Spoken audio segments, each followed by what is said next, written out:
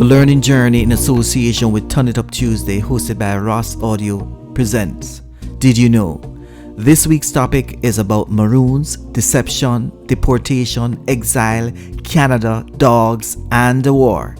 In summary, our title is Jamaican Maroons in Canada, A Brief History. For the disclaimer, the information sourced here is based on a cross-examination of relevant literature and sources.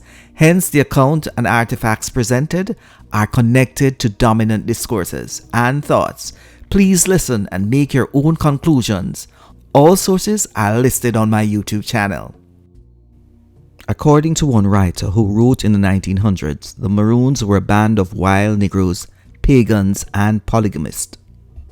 The source describes Jamaica as a troublesome place that had consistent unpleasantness over the years.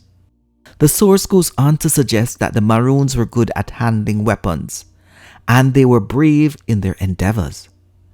Even if they were retreating, they did so skillfully. The story begins in 1795 when two Maroons were accused of stealing two pigs.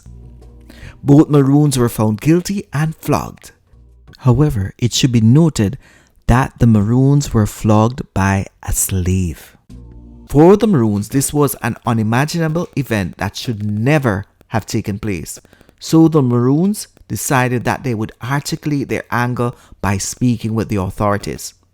6 leaders came to voice their concerns to the authorities, and these 6 leaders, they were taken as prisoners. And if you all know a little about the Maroons, this did not go well. The person who ordered that the men be arrested seemed to have had no idea about the First Maroon War and how the war ended. Yes, he was a new governor. Regardless of the warnings given by the planters, he decided to take on the Maroons. And when the war started, the Maroons took it to them and gave it to them, as we would say in our present day terms.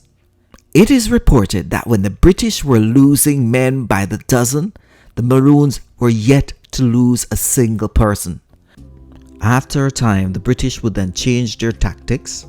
This then resulted in the cutting off of the Maroon supply. And as a matter of fact, things got worse. The final straw was the arrival of dogs from Cuba with dog handlers to hunt down the Maroons. The Maroons surrendered, and it was said that a treaty was signed that would see the Maroons beg the king for forgiveness and continue to return runaway slaves. They were told that they would be allowed to stay in Jamaica. When they all surrendered, the promise to stay in Jamaica was broken. The reality is that the white men tricked the Maroons. One white man protested. Notwithstanding, the Maroons were put on ships and they were now heading to another part of the world. The Jamaican authorities were so happy to get rid of the Maroons that they provided money for their resettlement. The journey from Jamaica to Canada must have been difficult for them. According to one source, many Maroons died on this journey.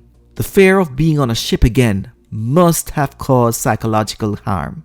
The ships they traveled on were named Denver, Mary, and Anne, and these ships landed in Halifax on July the 22nd, 1796, accompanied by a colonel named Quarrel. Nova Scotia seemed to have been the main area where the Maroons settled because there was a shortage of labor in that area.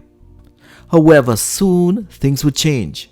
While some writers and historians highlight that the Maroons seem to have liked Nova Scotia, there seems to be some level of disparity with these accounts. For example, one Maroon had found out that neither yam, banana, cocoa, cayenne pepper could grow on his farm. Just imagine, this Maroon planted and was not able to reap a single thing from his ground. Another complaint was that there were no wild hogs to hunt. Yam and wild hogs were not the only complaints. Soon, the funds were finished, and in other words, money done. The winters proved very harsh for the Maroons. The reality is that these people had never experienced cool weather before. Lakes, rivers, and the very ground had been frozen. Maroons wanted to leave, and a petition was started. The petition stated, the Maroons cannot exist where the pineapple is not. The reality is that they needed a warmer weather. the petition worked. All the Maroons would need to go. On August the 5th, 1800, over 500 Maroons set sail for Sierra Leone in West Africa. According to one source, they were denied a return to Jamaica. While the Maroons' stay in Nova Scotia was short, we must acknowledge that these people fought for their independence and were deported. And again, they had to energize themselves to survive. We should not forget these Maroons' contribution to the black consciousness of Canada. As one writer puts it, the Maroons' spirits were unbreakable. And it teaches us what is required to fight for justice.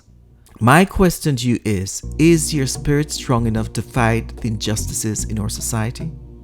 If not, what lessons can you take away from the Maroons and apply it to your own life? Thanks for listening. Over to you, Rossi.